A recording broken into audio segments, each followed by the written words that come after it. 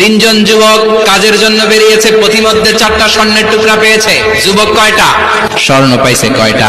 মহা খুশি, খুশিতে বাকবাকুম। 4টা স্বর্ণের বড় বড় টুকরা পেয়েছে, আমরা আজীবন খেলে বসে খেয়ে যেতে পারবো, কিচ্ছু লাগবে না আমাদের। 3 বন্ধু বলে ভাগ করি, আরেকজন বলে ক্ষুধা লাগছে, একজন যা বাজার থেকে রুটি কিনে নিয়ে আয়, খাওয়ার পরে ভাগ করবো। একজন রুটি কিনতে গেল, শয়তান 2টারে বুঝায় ওইটারে মারতে পারলে ভাগ বাটোয়ারা সহজ হবে, তোরা 2জন স্বর্ণ 4টা, তুই নিবি 2টা, ও নিবে 2টা। হিসাব সহজ না? 2 বন্ধু প্ল্যান করছে, ওইটারে মাইরা তুই 2টা আমি 2টা। যেটা রুটি আনতে গেছে প্ল্যান করেছে রুটির মধ্যে বিষ মিশায় নেই, তাহলে বিষ খাওয়া রুটি খেয়ে ওই 2টা সে সব পাবে, আমি পাবো, ভাগাভাগির কিছু নাই। 4টা স্বর্ণের টুকরার মালিক আমি, তো রুটির মধ্যে বিষ মেখে নিয়ে এসেছে। ওই 2 বন্ধু প্ল্যান অনুযায়ী ওইটারে ধরে মেরে ফেলছে।